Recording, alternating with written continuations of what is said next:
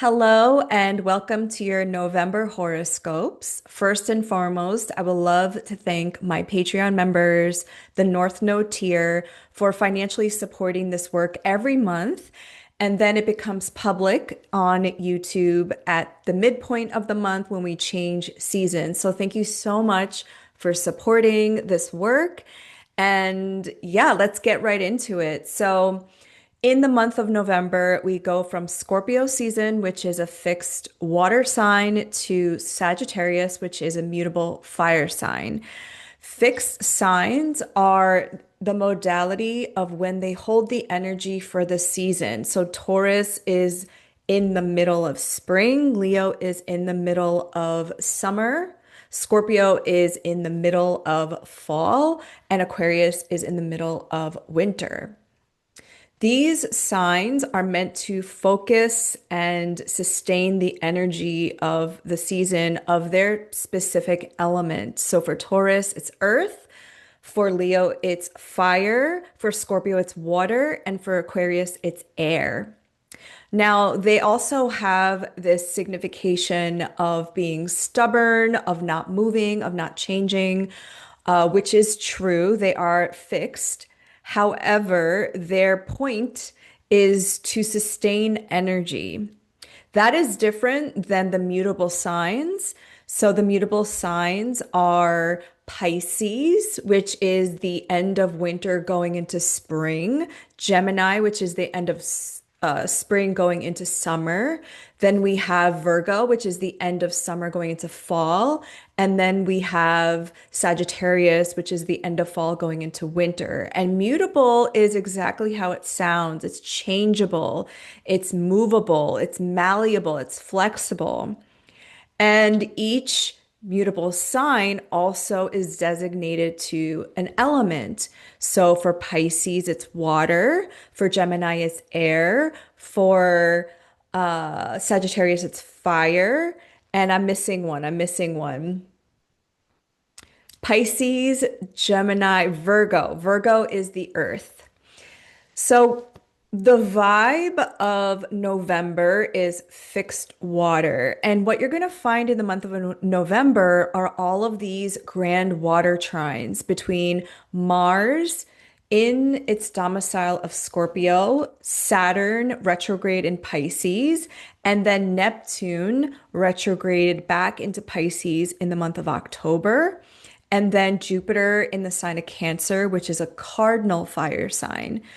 And all of this water energy and how they are all speaking to each other in our harmonious trine is what makes this month possibly emotional. It's about feeling to heal it. It's about catharsis and releasing of emotions that might have been pent up. It's about grieving and mourning. It's also about dreaming and imagination, incubation, the pregnant moment before something becomes birthed into the collective, into the physical reality.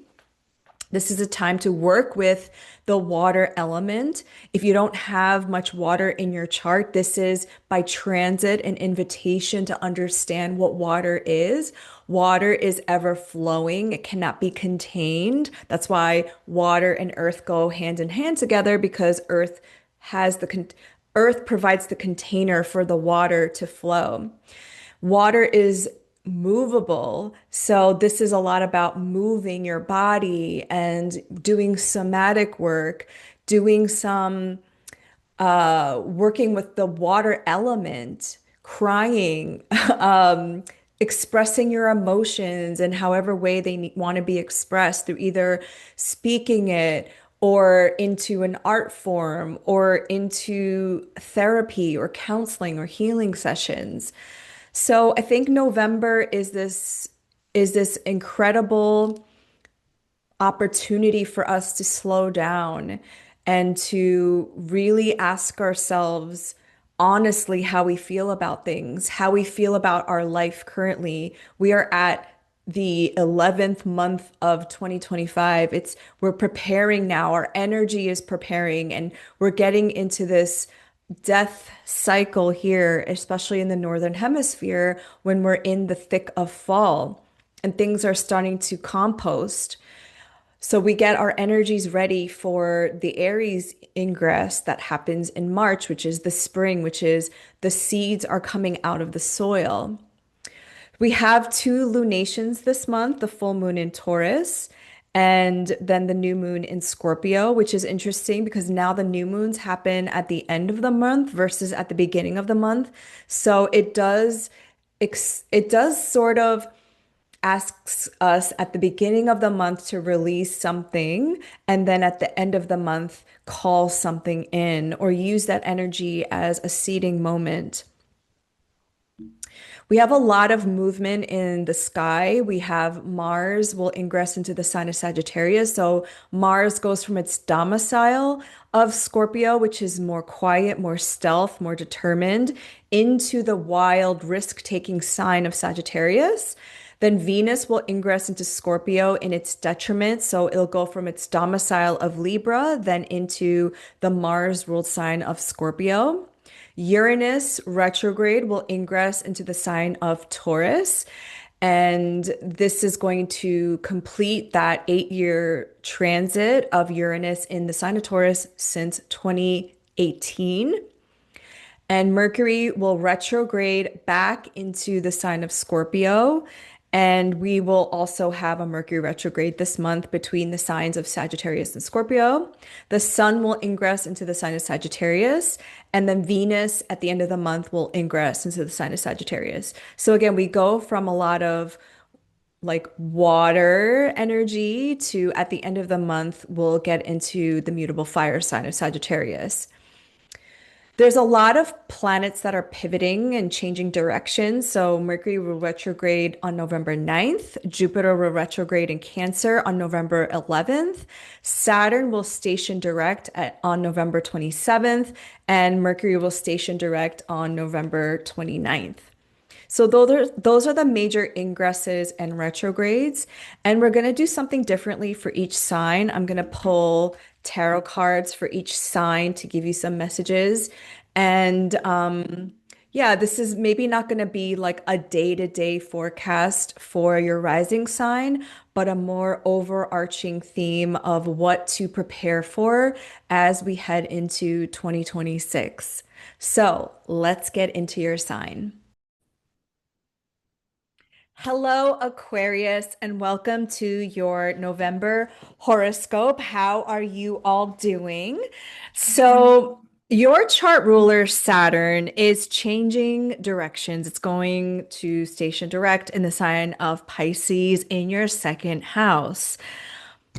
That's big. This is your financial sector. This is your resources and income. And I'm sure, like we mentioned, like we talked about in October, finances are really at the top of your mind since the eclipses were going between your second and eighth house sectors. Okay, so we're getting ahead of ourselves.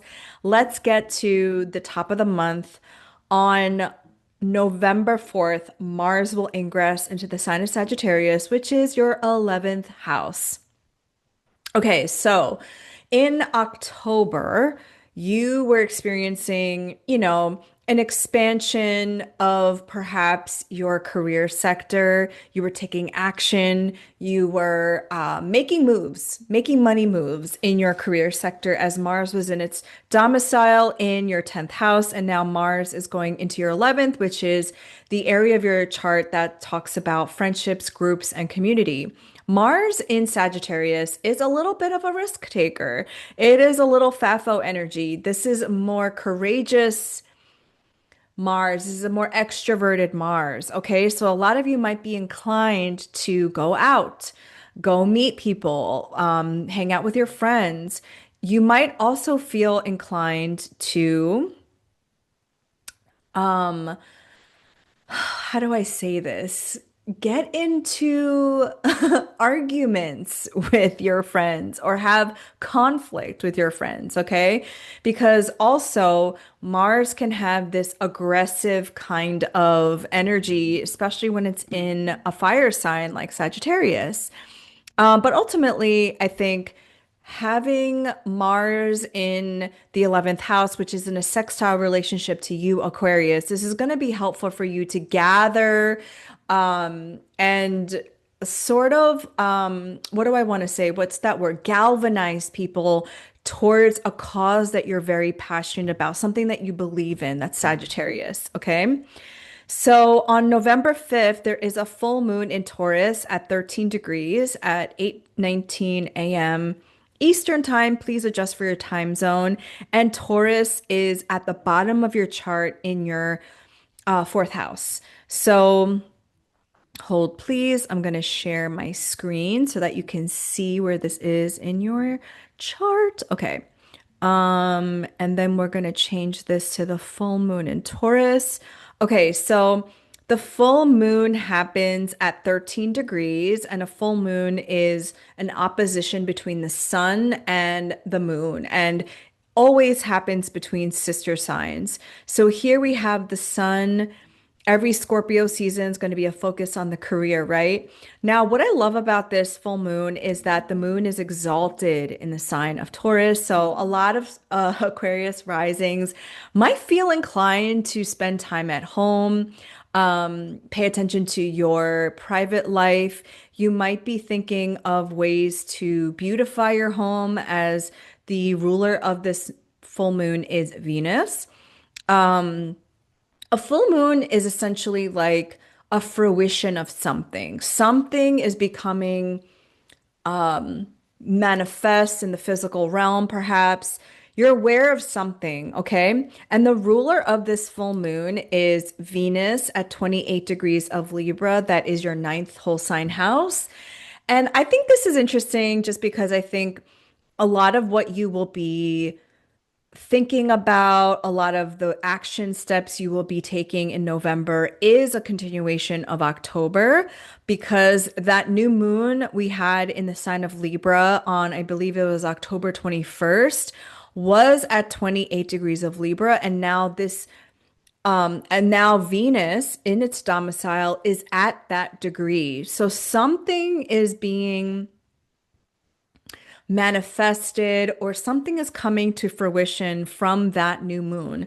And that new moon was again in the ninth house of Libra, which is the house of learning. This is the house of God, spirituality, philosophy, foreign lands and foreign travel, and also book publishing. This is also the house of teaching, and it's in a trine to you. So I think ultimately having Venus here has been supportive for you. But again, going back to this full moon, something is coming to a fruition in your home sector, the private sector of your chart. And Venus has just come off its square to Jupiter, which is in your sixth house. So you want to, during this 1 year transit, pay attention to your health, pay attention to your daily habits and routines. And so Venus is, especially when it's in the sign of Libra, it's about your relationships. And also, are you aligned with the people in your life? And when it comes off a square to an exalted Jupiter, Jupiter's trying to expand this area of your life, which is the house of your rituals and routines. Are your rituals and routines being supported are they supporting whatever it is that Aquariuses are trying to bring into the physical form, what you're trying to work on, what you're trying to manifest in this physical realm. So I don't know why I feel called to say this to you, but one of my clients today just asked me, like, what is your purpose? What is my purpose? And where in the chart can I see what my purpose is?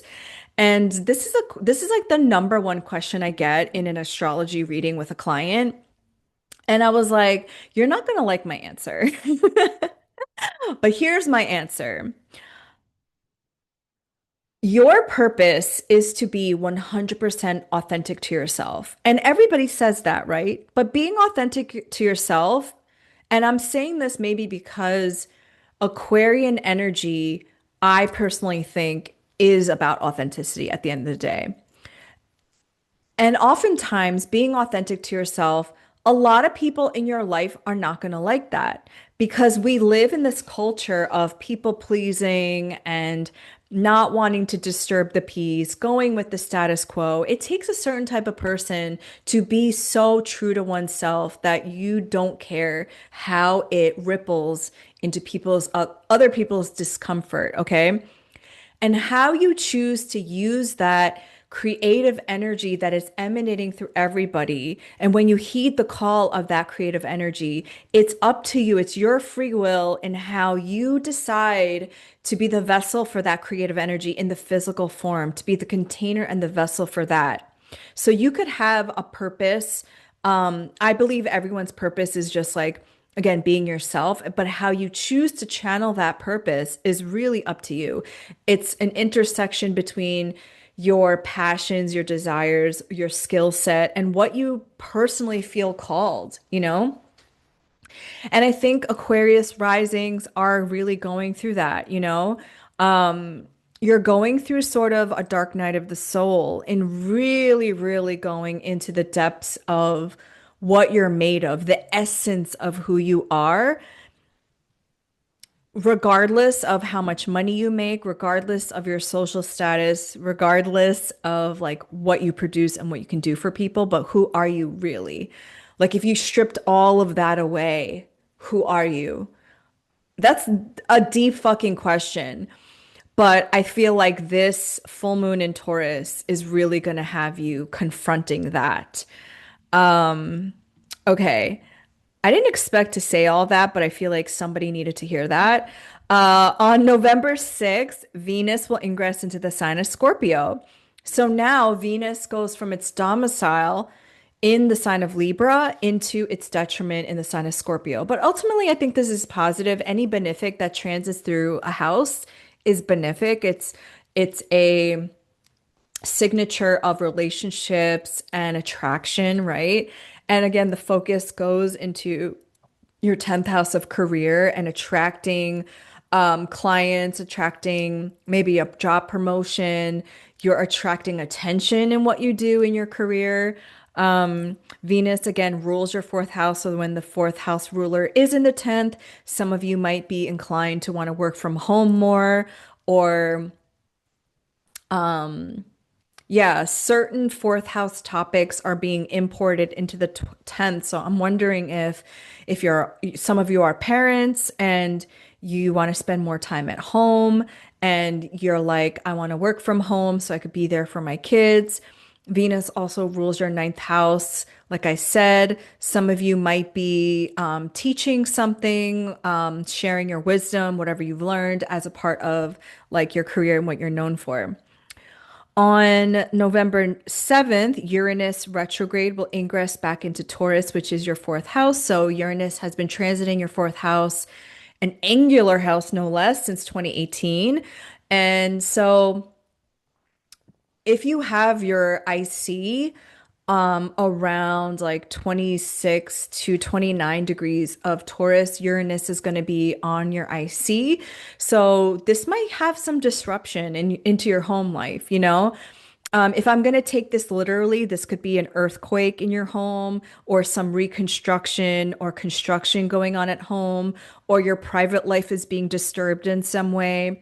But ultimately, Uranus is the planet of change and disruption, right?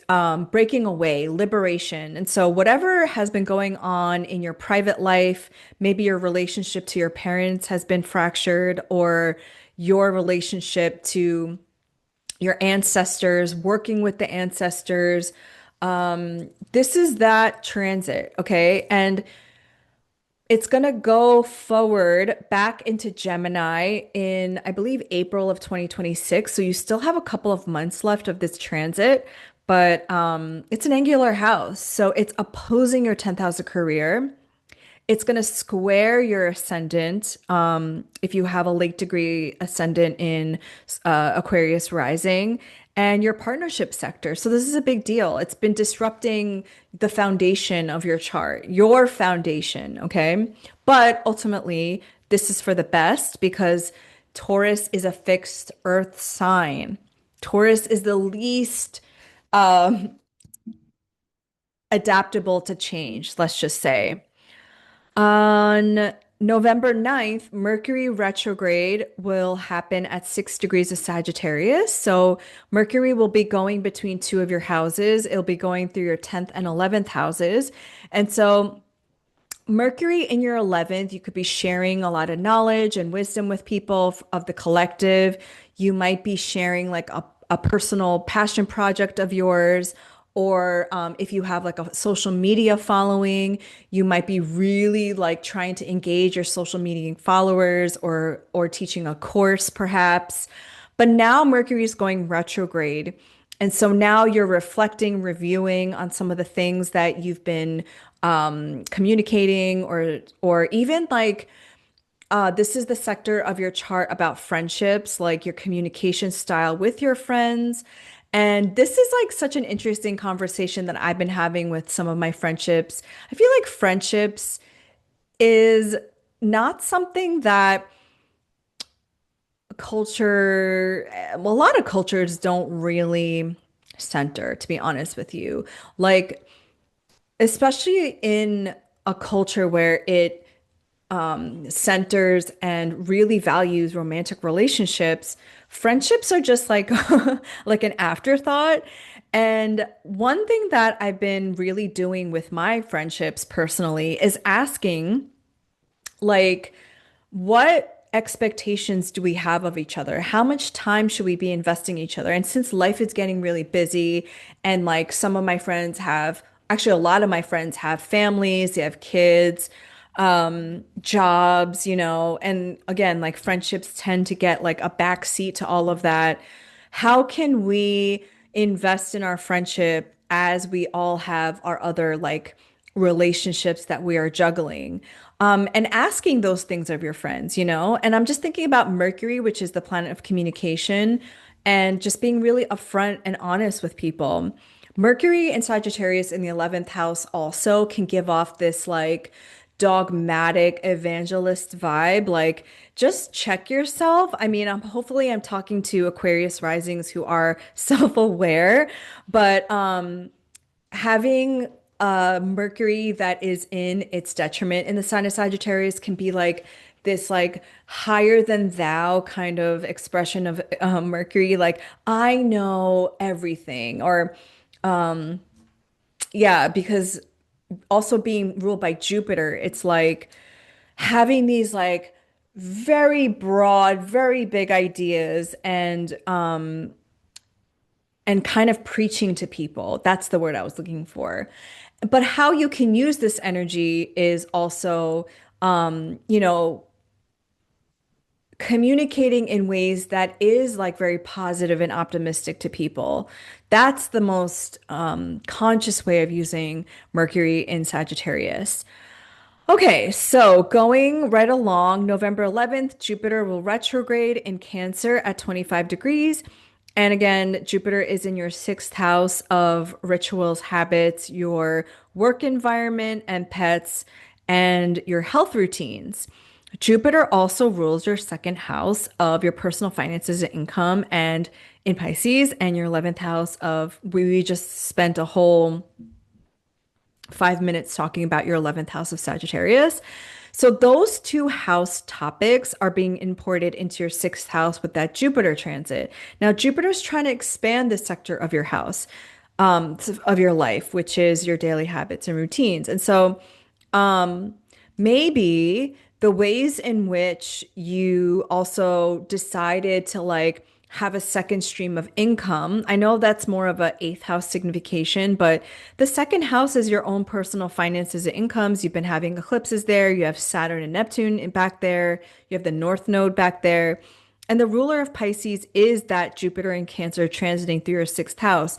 So it's almost saying like the ways in which you can expand your own personal income and finances is through taking care of your health, is through the expansion of your care and your health routines, and the daily habits and rituals that can support you. So now that it's retrograde, this is a reflection time, this is a review time, this is a recalibration time. And yeah, I would definitely pay attention to your health at this time because Jupiter expands everything. And normally that's seen as positive, but you don't want health, like if you're having health issues, you don't want that to expand, you know?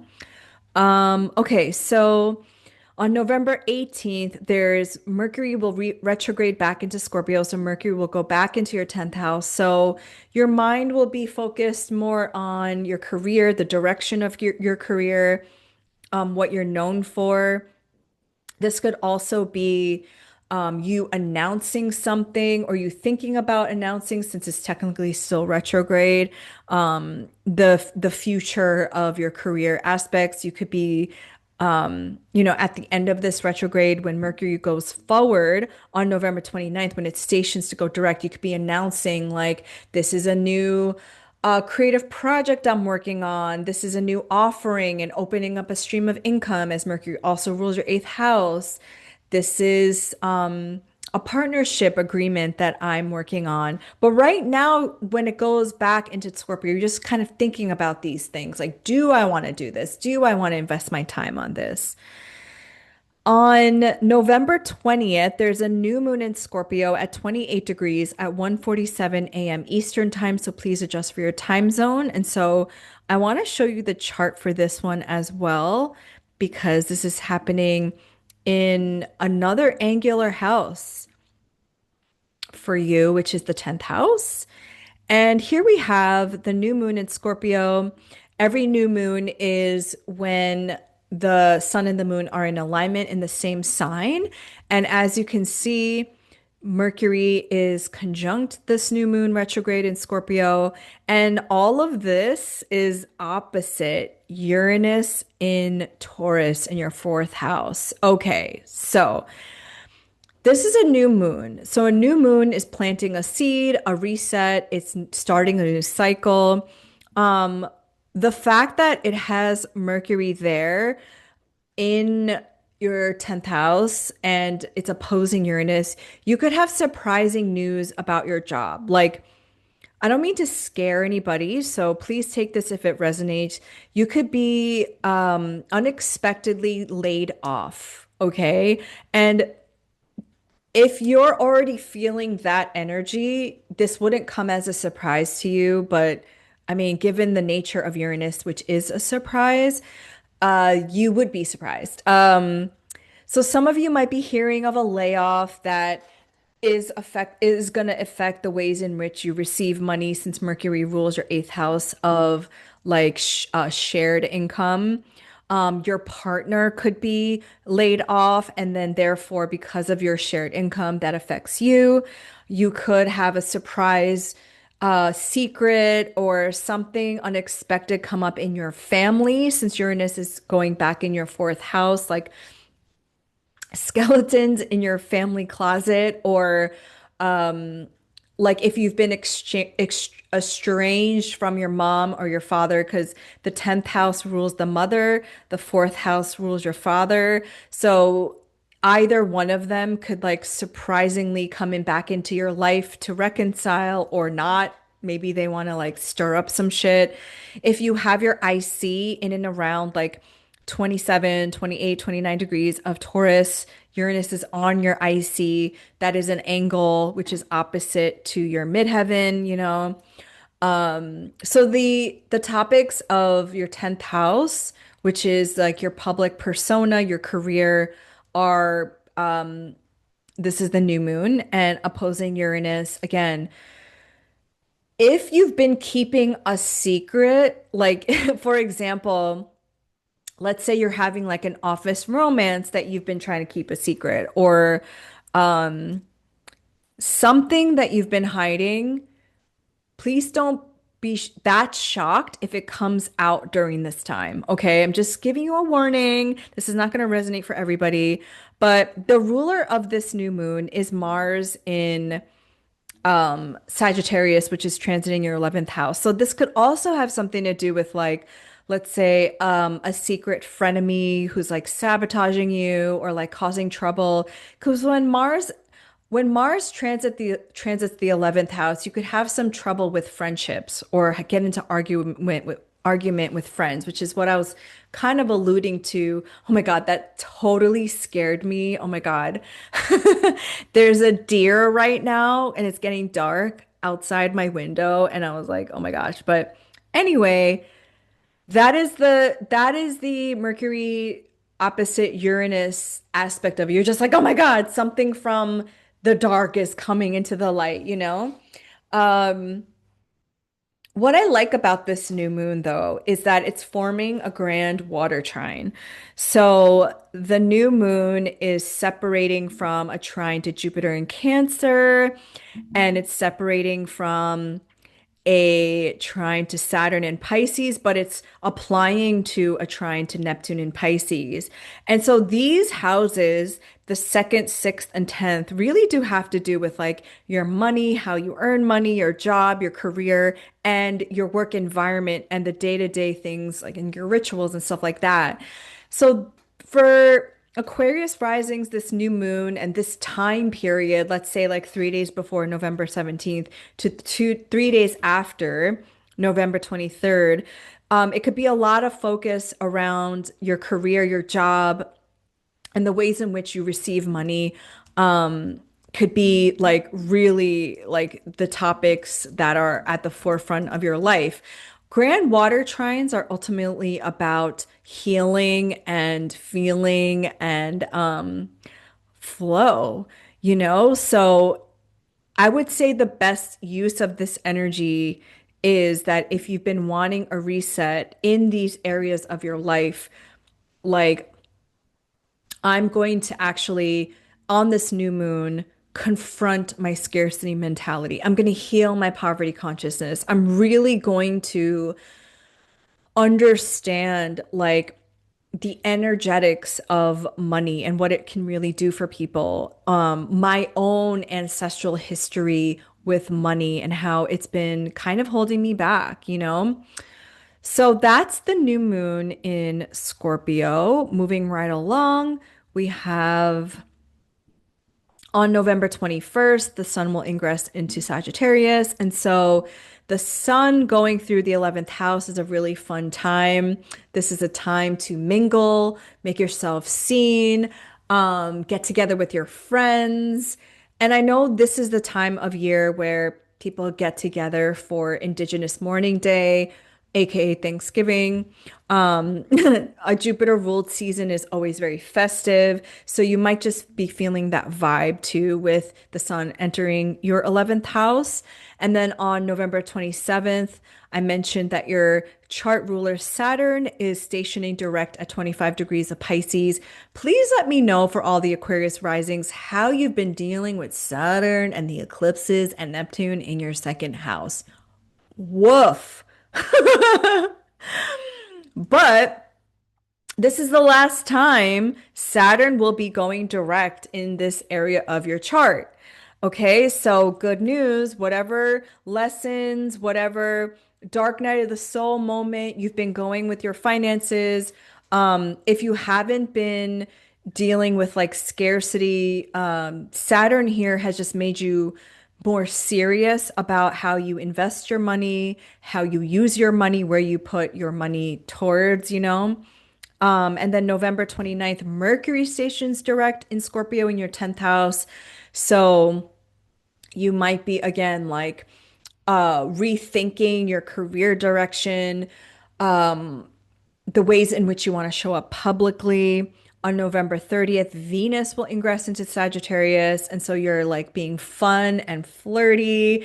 You might be meeting new people. You might be really, really feeling this energy being like, okay, I need to like find my people. I need to find the people that we have aligned values with, that are optimistic and can help uplift me during these really challenging times for a lot of people.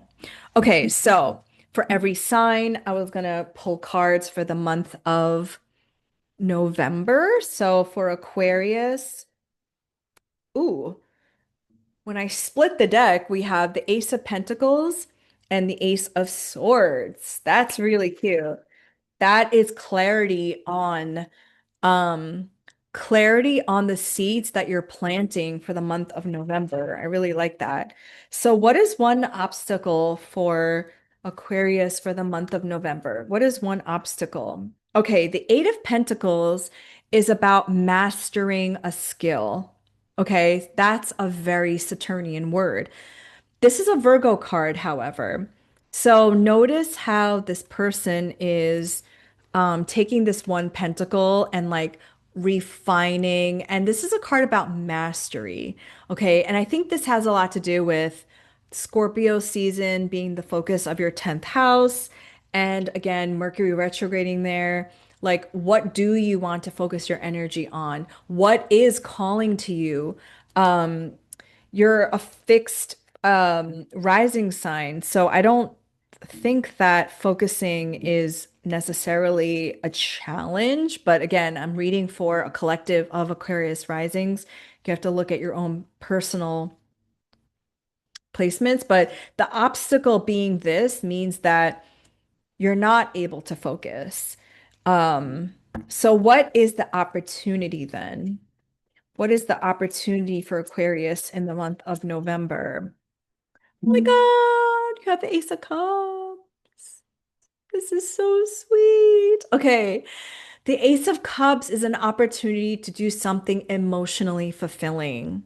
See how this cup is like overflowing, and every ace has this like hand coming out of the clouds. This is an opportunity from spirit. This is a new beginning. This is a seeding moment. Like I said, there is a grand water trine happening. This is an opportunity to be real about your feeling, about your emotions. What is emotionally fulfilling to you? And what is one blessing from for Aquarius in the month of November? Ooh, the Two of Wands. Okay, this is a card about looking to the future, planning, strategizing. It's an Aries card. This is about, okay, this is why I love that Mars and Venus, when you get into Sagittarius season in the 11th house. This is about using that fire energy to put your ideas out there to a collective. Um, Share your ideas, start to mingle with people, find your people. I think that's the biggest message of for you for the month of November that can kind of help you um in these more challenging times if you are going through it, you know. And at the bottom of the deck, you have the Two of Cups, which I also got for a different sign, which I don't remember now which sign. Um, Of course, this is a card about soulmates, romantic love, and partnerships. But I also see this as, again, finding people that resonate with you and that you can also collaborate with. So, those are the messages and the horoscope for you for the month of November. Thank you so much. I will see you next month. Bye.